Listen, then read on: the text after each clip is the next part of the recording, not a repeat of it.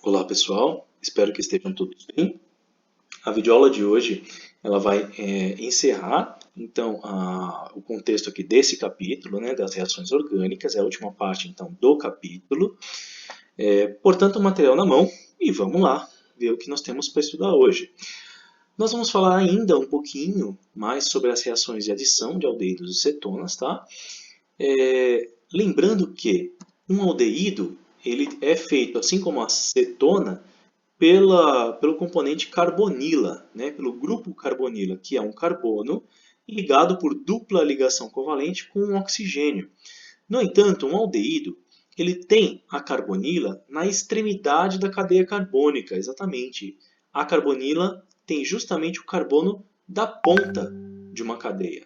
Enquanto a cetona tem a carbonila também, no entanto, a carbonila já está entre dois outros carbonos. Ela pode até estar no meio de uma cadeia carbônica. Essa é a diferença entre aldeído e cetona. São muito parecidos por possuírem carbonila, no entanto, aldeído tem a carbonila na ponta e cetona a carbonila entre carbonos. Legal? Bom, visto isso, nós verificamos que a carbonila ela é justamente um grupo químico em ambos, né, os compostos aldeído e cetona, que permite um sério deslocamento da nuvem eletrônica, né, gerando esses mapas de potencial eletrostático, ou seja, são regiões reativas, tá, próximos da carbonila, devido justamente ao fato do oxigênio ser um elemento altamente eletronegativo. Tá? Isso permite uma certa reatividade para esses compostos, tanto aldeídos como cetonas. Legal, gente? Bom, então são essas regiões que nós vamos focar aqui nesse estudo de hoje. Como que isso pode acontecer? Gente, em um composto que contém a carbonila, sendo o oxigênio um átomo que confere a ele a capacidade de ser um nucleófilo, pela presença de pares de elétrons não ligantes, ele pode estabelecer um equilíbrio químico em que uma das ligações da dupla é quebrada, formando duas partes da mesma molécula, certo? Ou seja, duas partes eletricamente carregadas. Está ali o lado negativo, justamente pelo excesso de elétrons, quando ele quebrou a ligação química, os elétrons foram para o oxigênio, e pela ausência de elétrons ao redor do átomo de carbono, já que ele perdeu o próprio elétron quando a ligação se quebrou, perdeu esse elétron para o oxigênio. Então o carbono fica positivo e o oxigênio negativo. Tá? No entanto, é nesse ponto que se estabelece esse equilíbrio químico. Então, os aldeídos e cetonas formam um equilíbrio químico de modo que esse composto intermediário é formado e se desformado sucessivamente várias vezes, mesmo em um segundo, certo? Bom, então esse equilíbrio químico que permite a possibilidade de reações orgânicas aí. Vamos explorar isso um pouco melhor. Nós entendemos que então esse lado do oxigênio é um lado nucleofílico, porque tendo elétrons livres, disponíveis para formar ligação, ele se caracteriza por uma base de Lewis. Por outro lado, o carbono, como sendo a parte mais fraca dessa ligação, a parte tendendo a perder os elétrons, né, como nós vimos aqui, ele é o lado positivo, portanto ele é o sítio ou a região eletrofílica, a que precisa de elétrons, constituindo, portanto, um ácido de Lewis. Legal, gente? Bom, é aí que entra o aspecto reativo dessas espécies que têm carbonila. Então, para produzirmos álcool por meio de adição de radicais alquila a aldeídos e cetonas, vamos explorar isso direitinho. Álcoois nós sabemos, são espécies orgânicas que têm o grupo hidroxila, né? E em reações de adição de radicais alquila, o que é isso? São cadeias carbônicas a aldeídos e cetonas. Então vamos adicionar, né, alquilas a aldeídos e cetonas para produzir álcoois. Como isso pode acontecer? Tá lá, nós temos um aldeído ou uma cetona aqui com a nossa carbonila, certo? Para isso nós precisamos de um reagente especial. Esse reagente é chamado composto de Grignard, certo? Ele nada mais é do que uma espécie organometálica.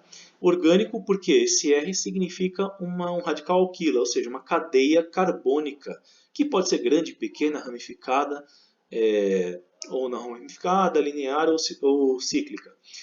E aqui nós temos o magnésio, e aqui o X é um halogênio qualquer, podendo ser flúor, cloro, bromo, iodo, etc.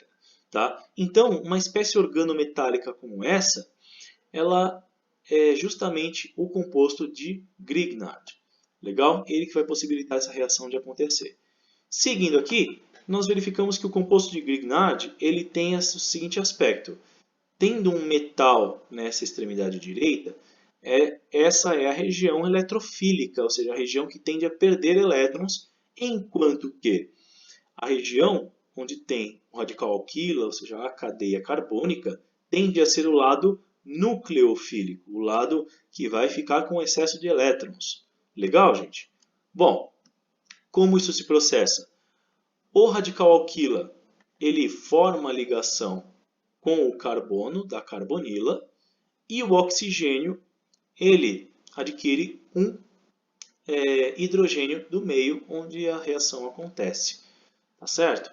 Sendo que os compostos formados são o sal, formado pelo halogênio e pelo metal do composto de Grignard, e a hidroxila halogenada daquele metal do composto de Grignard. Esses dois produtos não têm muita importância no nosso estudo de hoje, só entendam que eles existem no processo, tá bom? Mas a parte importante é o produto orgânico aqui formado. Legal? Beleza. Então, justamente, como que é o mecanismo?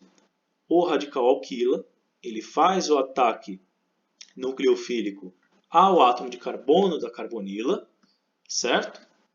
Formando a ligação, então, com o carbono da carbonila e rompendo uma das duas ligações entre carbono e oxigênio. O oxigênio, por sua vez, tendo uma ligação a menos, ele captura um hidrogênio do meio onde a reação se processa. Pode ser um meio líquido onde tenha água e ácido. Legal? A gente vai estudar o mecanismo um pouquinho mais a fundo agora. Como que acontece esse mecanismo? Tendo ali o composto de Grignard e nosso aldeído ou nossa acetona, com sua carbonila, vai haver então ataque nucleofílico ao carbono da carbonila, tá? Pelo radical alquila do composto de Grignard. Por sua vez, uma das ligações da dupla é rompida e forma ligação com o metal do composto de Grignard, produzindo um composto intermediário aí, certo? Onde nós temos aqui o radical alquila que entrou no carbono e uma parte do composto de Grignard, a parte metálica, ligada ao oxigênio, certo? Como o oxigênio ficou negativo, porque ele ficou com os elétrons da ligação, ele formou ligação com o cátion do metal. Tá? Então aqui é uma ligação iônica. Tudo bem? Somente um detalhe, isso não vai ser cobrado de vocês.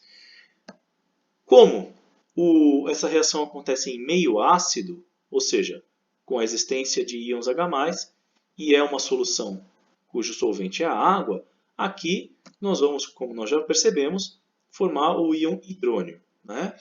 Então esse íon hidrônio ele vai sofrer a captura de um dos seus hidrogênios pelo átomo de oxigênio. Exatamente, aqui não continua a seta, mas é o oxigênio que vai capturar esse hidrogênio. Ok?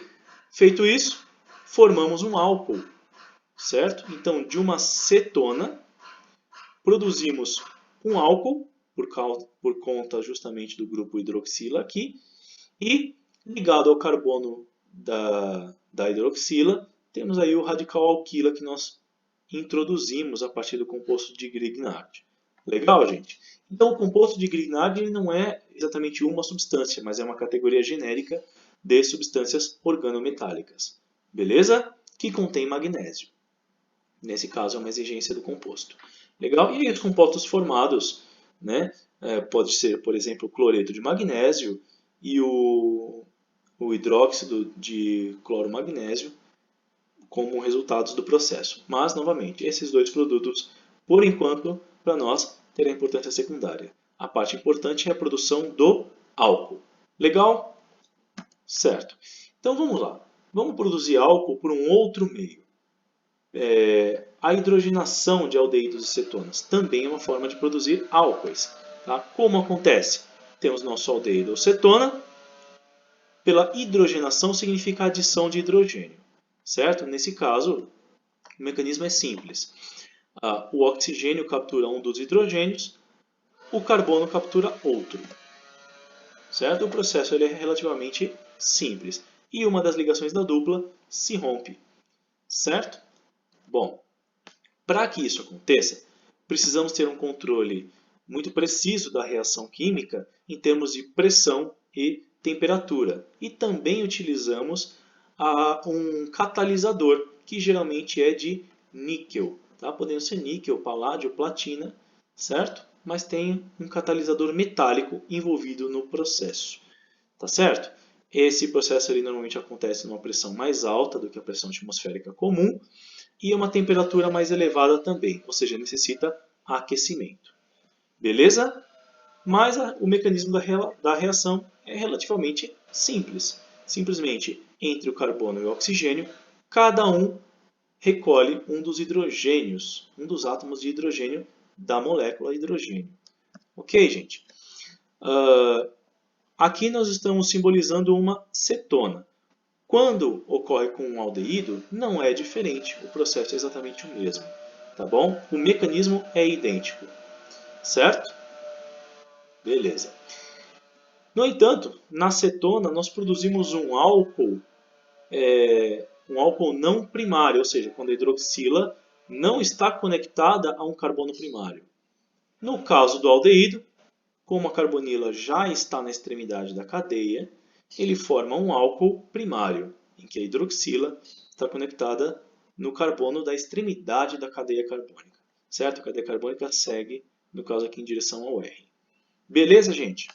É só uma diferença importante de se notar. Bom, agora, e se nós quisermos produzir diálcoois? É possível? Sim.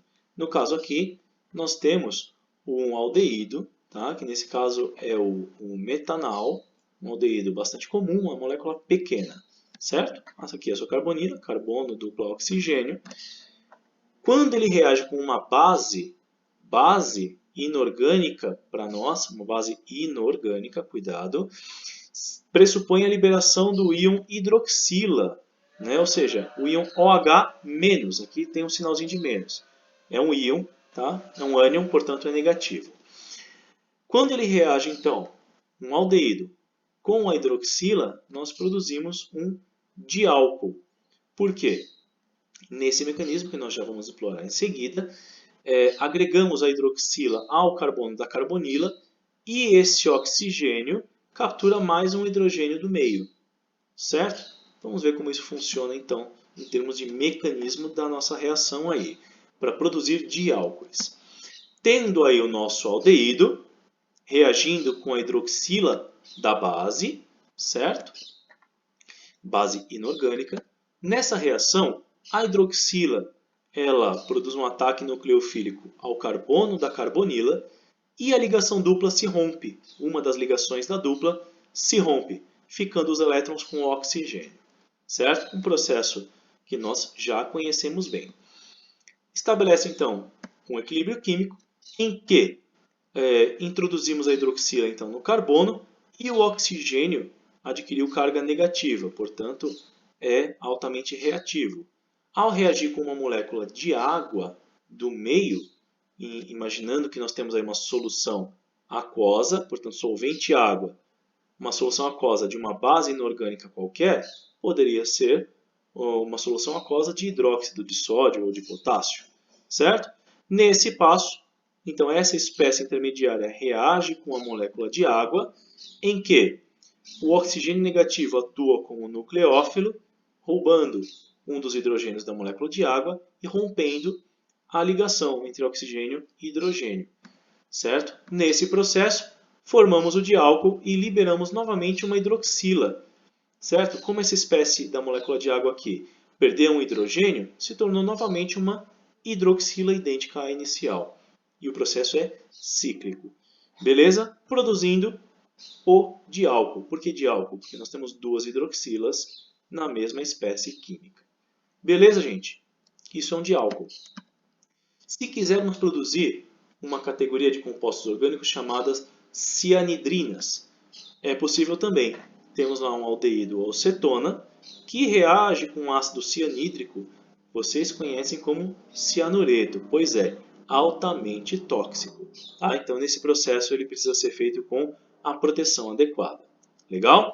Então, o aldeído ou cetona, ao reagir com o ácido cianídrico, cianureto, é o cianeto de hidrogênio, produz a cianidrina.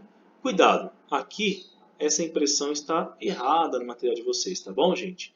Aqui no material de vocês está como hidrogênio, na verdade é um nitrogênio. Isso é a cianidrina. Beleza, gente? Bom, continuamos então esse assunto na próxima aula. Investigaremos o mecanismo da produção de cianidrina, ok? E qualquer dúvida nós tiramos no Zoom ou no chat. Desculpa, no Zoom ou via e-mail.